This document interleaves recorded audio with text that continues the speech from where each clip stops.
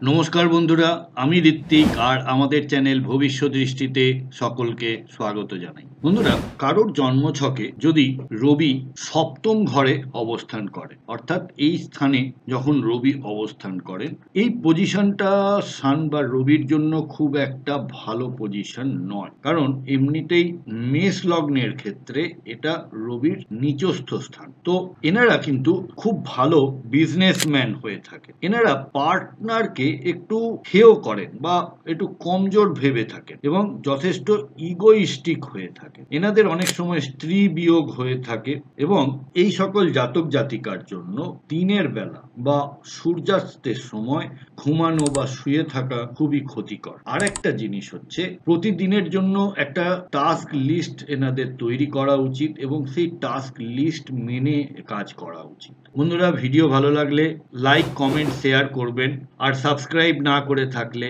Please চ্যানেলটি subscribe করবেন আরও এই ধরনের ভিডিও দেখার জন্য। অনেক ধন্যবাদ।